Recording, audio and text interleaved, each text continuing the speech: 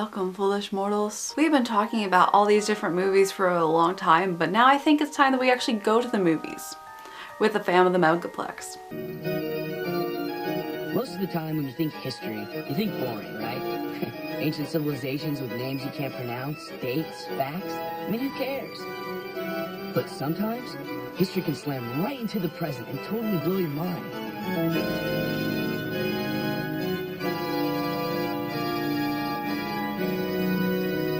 The Phantom of the Megaplex was also released in 2000, same year as Mom's Got a Date with a Vampire, but Mom's Got a Date with a Vampire was released in an early year, and Phantom of the Megaplex was released in November. But we do have another connection between the two films.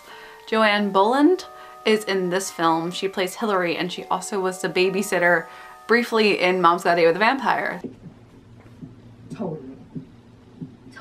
So I thought it was really cool. There's a little connection, but that's where everything stops. The Fama of the Megaplex is a little bit meta when you think about it, because it's all about this phantom basically terrorizing a movie theater compared to an opera that it obviously takes the original basis from.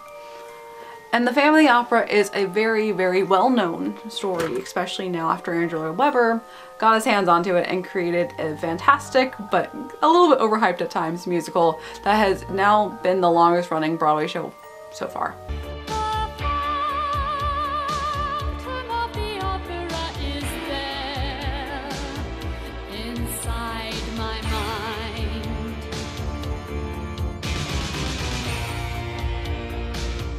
You take the Phantom of the Opera and basically dissect all of the adult things in it and the romance era of it and bring it back to its base and create this for kids. It is a modern tale of the Phantom of the Opera, after all. So it takes place in the movie theater in the early 2000s because that was present time then. And I obviously love the entire aesthetic of this film. It's really cool, it's really well done. True wonder is harder to come by, but there's always magic at the movies.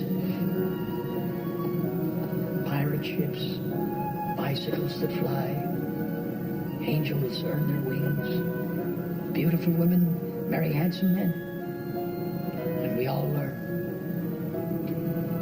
there's no place like home. Taylor Hanley is our main star, Pete. He is a 17-year-old assistant manager in this movie theater. That's the most unrealistic part about this thing.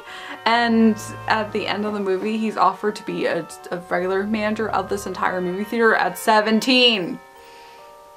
It is supposed to take place in a smaller town, but at the same time, it's still very weird for me. I feel like he's very young to even be a full manager. But that's not the point of this. We also have the amazing Mickey Rooney as Movie Mason, and he is wonderfully adorable in this film. Everyone else is pretty much small. We don't have anyone that's really well known, but they all do a really great job. They're getting ready for this monster movie premiere, and everything starts to go wrong in the theater. And it's a really cool concept. And at the same time, it does remind me a lot of the Are You Afraid of the Dark episode that dealt with a very similar situation, except the movie monsters were actually coming out of the screen and terrorizing people.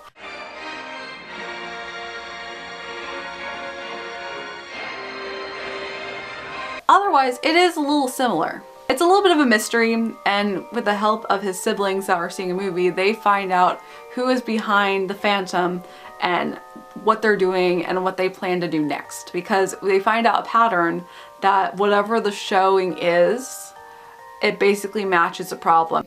Don't you get what this guy's doing? In glimpses of Genevieve, the projector was going nuts. Glimpses, see?